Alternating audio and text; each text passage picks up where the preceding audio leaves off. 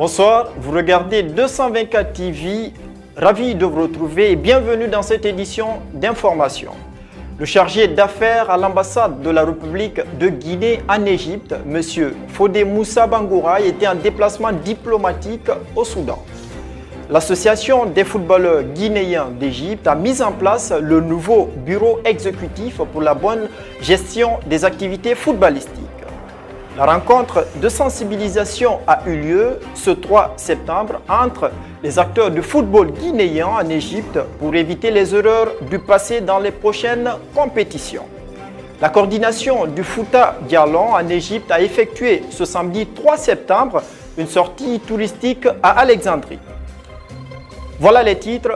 Une fois encore, bonsoir.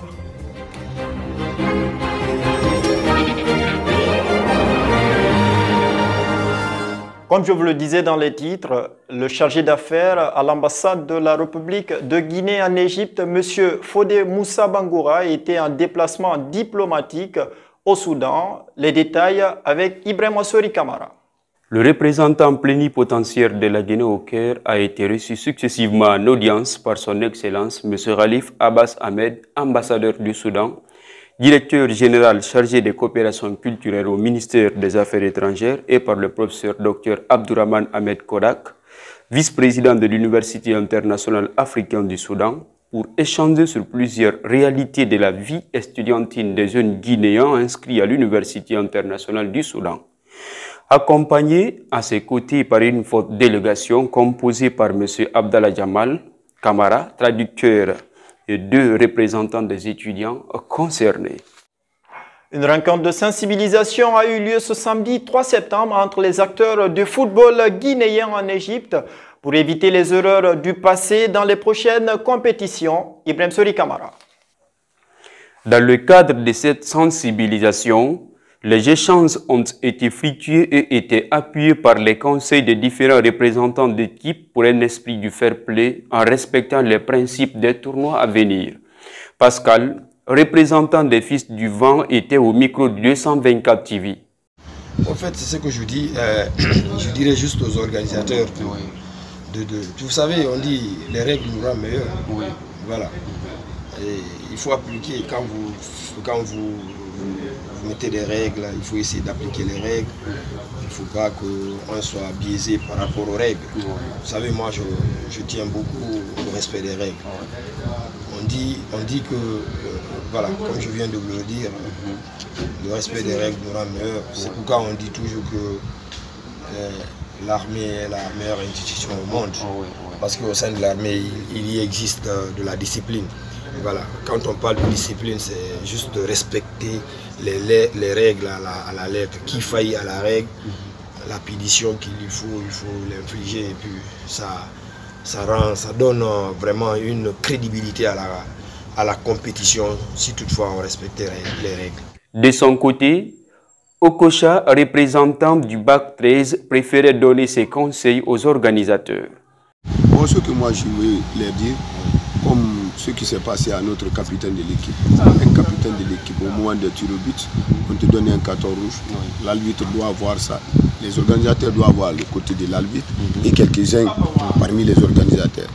Parce que cette fois-ci, si Bac 13 va jouer dans cette compétition, tous ceux qui vont nous dire ici à la Réunion, ils vont respecter ça, on va jouer.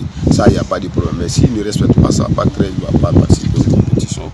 Alias Yeboudou du 224 invite à la solidarité. Bon, moi je demande à des organisateurs de rester derrière leurs lois parce que d'après ce qui s'est passé, ils n'ont pas pu prendre à table ceux qui ont écrit sur leurs feuilles. Vous le savez, tout a été bafouillé et puis ils ont tout gâté.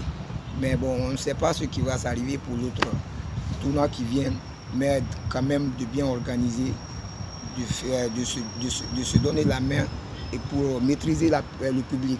Parce que organiser un tournoi comme ça, d'une somme de 15 000 livres ou 30 000 livres, c'est pas facile. Il faut prendre des dispositions. Donc de prendre leurs responsabilités pour bien organiser le tournoi qui vient là. Pour ne pas avoir comme ce qui s'est passé. Donc c'est ça que je demande aux organisateurs aussi. L'Association des footballeurs guinéens d'Égypte a mis en place le nouveau bureau exécutif pour la bonne gestion des activités footballistiques, signé Ibrahim Sori Kamara. Ce bureau, précédemment occupé par notre regretté Bafodema Binti Bessouma, paix à son âme, est désormais placé sous la responsabilité du nouveau président de l'association des footballeurs guinéens vivant en Égypte, M. Yamoussa Bangoura alias Ziboli. La coordination du Fouta Djallon en Égypte a effectué ce samedi 3 septembre une sortie touristique à Alexandrie. Souma Salif pour les détails. Il était 9h00 quand la communauté du Fouta Djallon a commencé de rallier le point de rencontre. Plus de 150 touristes foutaniens étaient au rendez-vous direction Alexandrie pour les sites touristiques. C'est dans le cadre des liens d'amitié et de fraternité que cette sortie a été organisée. Elle a pris fin aux environs de 17h, heure égyptienne. Et c'est la fin de cette édition d'information réalisée par toute l'équipe de la rédaction. Merci à l'équipe de la régie pour la conduite technique. Vous pouviez nous retrouver sur Facebook, WhatsApp et YouTube.